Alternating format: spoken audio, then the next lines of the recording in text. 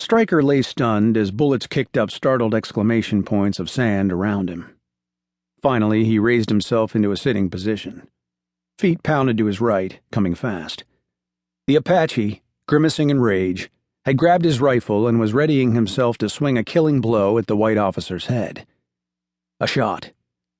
The Apache went down, screaming, half of his skull blown away. Stryker turned his reeling head and saw a woman standing at the cabin door, a smoking sharp still to her shoulder. Gun in hand, he struggled to his feet and staggered toward the sanctuary of the open door. It seemed like it was an eternity away.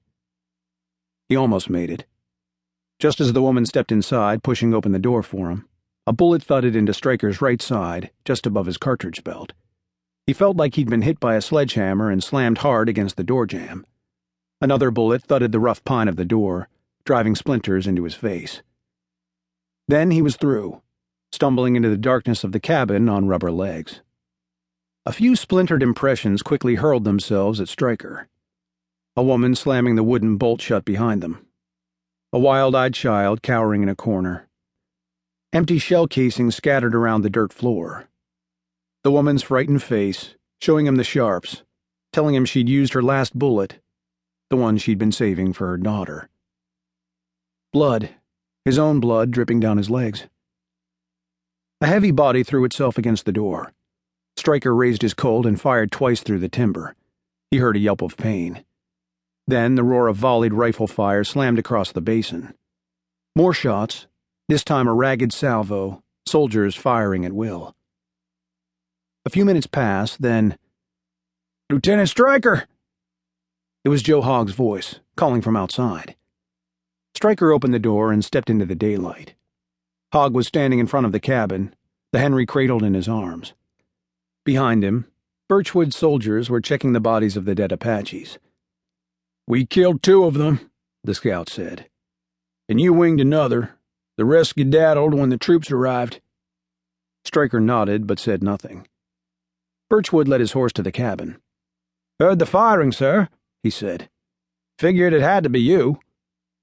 "You did well, Lieutenant," Stryker said. He felt very weak and had trouble standing on his feet without swaying. He grimaced back a wave of pain.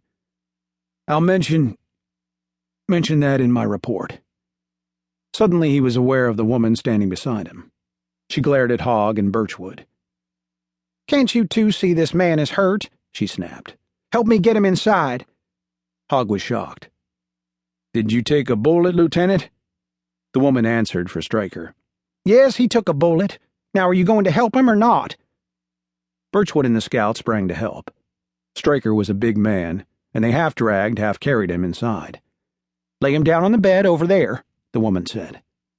A brass bed was pushed against the far wall of the cabin, its patchwork quilt adding the only splash of color to the drab room. "I'm fine," Stryker protested, as he was pushed on his back and the woman lifted his dusty, booted feet onto the bed, ignoring the damage it might cause to her quilt. "I will proceed to the Apache village on Big Bend Creek as I was ordered." Hogg clucked his tongue, his face troubled, looking at the spreading scarlet stain on Stryker's side. "Lieutenant, you ain't going anywhere for a spell. If you ain't gut shot, then you've come mighty close." The woman pushed the scout aside and began to unbutton Stryker's shirt. She slipped the suspenders off his shoulders and gently pulled the shirt over his head. Stryker struggled to a sitting position and looked at the wound. It was ugly and red, raw meat around the edges of the bullet hole. "How bad is it?" Stryker asked. The woman met his eyes but said nothing. Hogg wasn't so reticent. "It's bad, Lieutenant. As bad as I've seen, except on a dead man." "The bullet is still inside him," the woman said. "It's got to come out." "Not if it's in his gut," Hogg said. "Or close to the spine," Birchwood added. Stryker let out a roar of exasperation.